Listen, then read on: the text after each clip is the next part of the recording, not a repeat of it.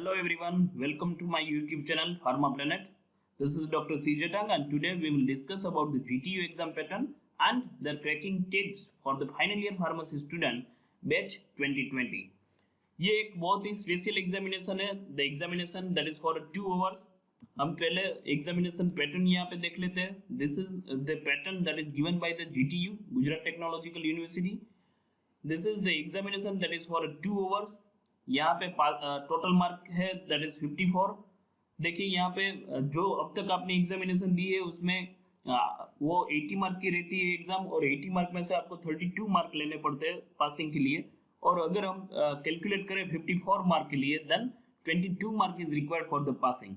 देखिए GTU ने यहाँ पे कहीं पे भी क्लियर नहीं किया है कि कितने मार्क्स चाहिए पासिंग के लिए, लेकिन अगर हम कैलकुलेशन करें तो यहाँ पे 22 मार्क्स आते हैं. तो आपको दिमाग में 22 मार्क एटलीस्ट 22 मार्क रखने हैं.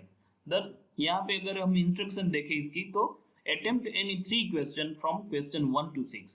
देखिए अब तक आपके पास 7 क्वेश्चन आते थे, 7 में से आपको 5 लिखने थे, लेकिन ये 2 hours के एग्जामिनेशन है. तो यहाँ पे पहले 6 क्वेश्चन, जो 6 क्वेश्चन है उसमें से 3 क्वेश्चन अटेम्प्ट करने हैं, और 7th question 7 that is compulsory to attempt. So each question that will be of 16 marks, so 16 into 3 that means 48 marks, 48 plus 6 marks, that means this will be total the 54 marks. The other instruction they are same. Make suitable assumption wherever necessary, figure to the right, it will indicate the full marks. तो यहाँ पे paper format एक बार देख लेते हैं कि 6 question है. 6 question में से आपको 3 क्वेश्चन अटेम्प्ट करने हैं पहले, जो कि बहुत ही इजी टास्क है आपके लिए. कि अब तक आपने 7 क्वेश्चन, 7 में से 5 लिखे हैं, यहाँ पे 6 में से 3 लिखने हैं, मतलब आप 50% है वो अभी से ऑप्शन में चला गया है, तो बहुत ही इजी रहेगा.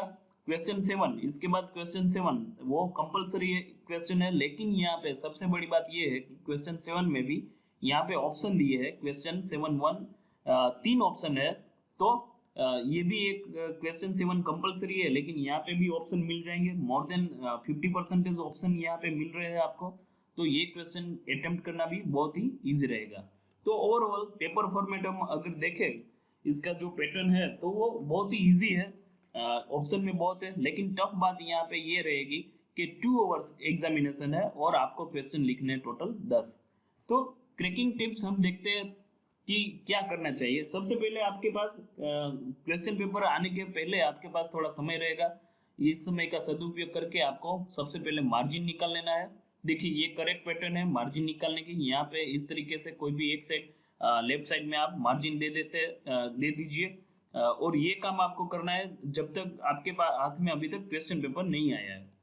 फिर बहुत सारे स्टूडेंट ऐसा भी करते हैं कि दोनों साइड मार्जिन दे देते हैं. ये गलत पैटर्न है, ऐसा नहीं करना चाहिए. बहुत सारे स्टूडेंट की हैबिट ऐसी भी है कि बहुत बड़ा मार्जिन दे देते हैं, लेफ्ट और राइट साइड दोनों में मार्जिन देते हैं, और मार्जिन बहुत ही बड़ा रहता है, तो यहाँ पे बहुत ही कम स्पेस रह जाएगी लिखने के लिए. फिर क्या होता है, कम स्पेस होने के कारण मैक्सिमम पेज आप लिखोगे, लेकिन यहाँ पे GTU एग्जामिनेशन में और कहीं पे भी थियरी एग्जामिनेशन में ऐसा नहीं होता कि ज्यादा पेज भरने से ज्यादा मार्क मिलते हैं. तो कभी भी ऐसा मत सोचिए कि मैं मार्जिन बड़ा कर दूंगा और बीच में कम स्पेस रहेगी, इससे ज्यादा पेज भरेंगे और ज्यादा मार्क मिलेंगे. ये बिल्कुल ठीक नहीं है, ऐसा नहीं होता. तो सबसे पहला काम आपको पेपर हाथ में आने से पहले क्या करना है, मार्जिन निकाल लेना है. Then other tips, read the question paper carefully. Start with the best answer you know. जो आपको सबसे अच्छा लगता है, सबसे ज्यादा आपको आता है, वो क्वेश्चन का आंसर सबसे पहले स्टार्ट करिए. अगर पॉसिबल है, possible then start with the compulsory question and give the answer tag in the middle. देखिए ये पैटर्न होना चाहिए. आपको आंसर टैग यहाँ पे मिडल में देना है. आपको आंसर लिखना है, यहाँ पे इवेल्यूटर को चेक करने में जो इजी रहे उस तरीके से आंसर लिखना है. तो ये पैटर्न सबसे अच्छा है कि आंसर टैग है वो मिडल में देना चाहिए. Then what best answer should contain. सबसे अच्छा आंसर कैसे बनाएंगे आप सबसे अच्छा आंसर. तो give heading and sub heading properly. Use black colour pen, जहाँ पे जरूरत है वहाँ पे ब्लैक कलर पेन का यूज कीजिए. Give bullets numbers to the headings and make point. Suitable point ये आपको निकालने चाहिए. डोंट राइट पैराग्राफ निकालने से इवेल्यूटर को पढ़ने में दिक्कत होगी. तो आपको क्या करना चाहिए यहाँ पे कि पॉइंट्स दे दीजिए. जो भी आपको बुलेट देना है बुलेट दीजिए या फिर नंबर दीजिए, लेकिन पॉइंट्स बनाने चाहिए. Then give proper time and space to the figure. देखिए इंस्ट्रक्शन में भी लिखा है और यहाँ पे भी एक बार फिर से आपको बताता हूँ कि फिगर है उसको प्रॉपर टाइम दीजिए and proper space in your answer book.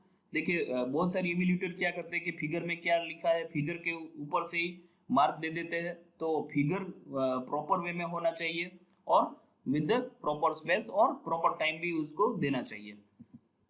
Then don't frustrate evaluator, evaluator को फ्रस्ट्रेट नहीं करना चाहिए। देखिए यहाँ पे क्या चीज़ है, start new answer from new page, ये करने से इवैल्यूएटर फ्रस्ट्रेट नहीं होगा। इवैल्यूएटर को इजीली पता चल जाएगा कि यहाँ से नया आंसर है वो स्टार्ट हो रहा है, तो ये नया आंसर जो भी आप निकल रहे हैं तो it should be started from the new page.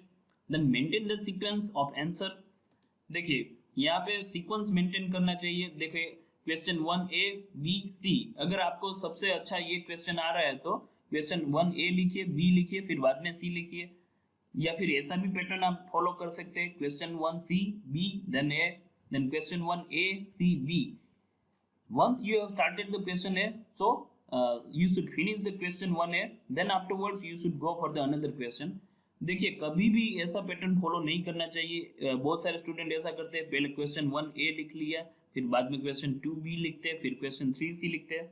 ये बिल्कुल भी ठीक नहीं है, ये पैटर्न बिल्कुल भी ठीक नहीं है, क्योंकि इससे क्या होगा कि इवैल्यूएटर को ज़्यादा सोचना पड़ेगा, उसको ज़्यादा फिर मार्क लिखने में भी उसको ज़्यादा सोचना पड़ेगा। बहुत सारे स्टूडेंट ऐसा भी क्वेश्चन 1A लिख लिया, बाद में 3B अच्छा आ रहा है तो 3B लिख लिया, फिर 1C लिख लिया। फिर बहुत सारे स्टूडेंट ऐसा भी करते हैं, क्वेश्चन 1A 2A 3A ऐसा भी लिखते हैं।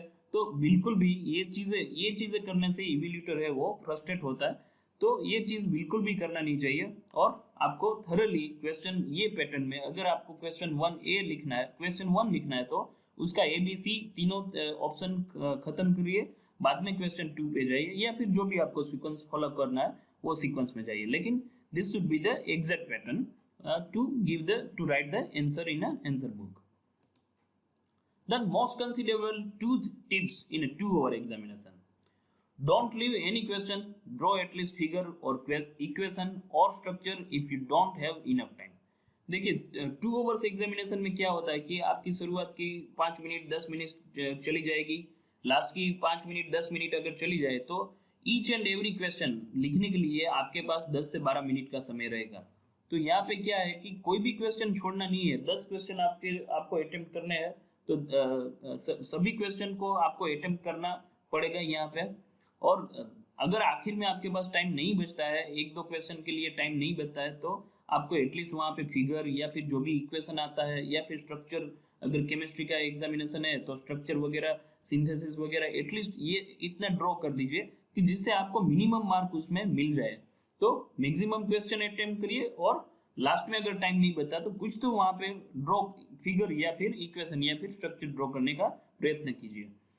The second tip that you have invested 6 months in 1 semester, don't be lazy in last 30 minutes। बहुत सारे स्टूडेंट क्या करते हैं कि लास्ट की 30 मिनट है तो उसमें थक जाते हैं या फिर ऐसा सोचते हैं 8 क्वेश्चन मैंने लिख लिए है, अभी कुछ जरूरत नहीं है। लेकिन एक मार्क आपके पासिंग के लिए बहुत ही इंपॉर्टेंट है। तो लास्ट की जो 30 मिनट, देखिए आपने लॉकडाउन पीरियड भी रहा है, तो लॉकडाउन के समय में भी आपने रीडिंग किया है, तो 6 महीने ऑलमोस्ट यहाँ पे अगर हम कंसीडर कर लीजिए कि जनवरी दिसंबर एंड से आपका सेमेस्टर स्टार्ट हुआ है, तो you have invested 6 months। So last 30 minute में अगर आपको राइटिंग एग्जाम है तो उसमें लिखना ही है, ये आपको पहले से मालूम है। तो लास्ट की 30 मिनट्स में बिल्कुल भी लास्ट के 30 मिनट वेस्ट मत कीजिए और वहाँ पे मैक्सिमम एफर्ट कीजिए कि जिससे आप आसानी से वहाँ पे ये एग्जामिनेशन को पास कर लीजिए। तो ये थी कुछ टिप्स कि जो कि आपको 2 hours एग्जामिनेशन में बहुत ही इम्पोर्टेंट रहेगी, 2 hours एग्जामिनेशन में आपको हेल्पफुल रहेगी। और ये सिचुएशन में जो भी कोरोना सिचुएशन आई है उसके कारण ये 2 hours की एग्जामिनेशन हुई है, और ये एग्जामिनेशन के लिए आपको all the very best and thank you for watching this video.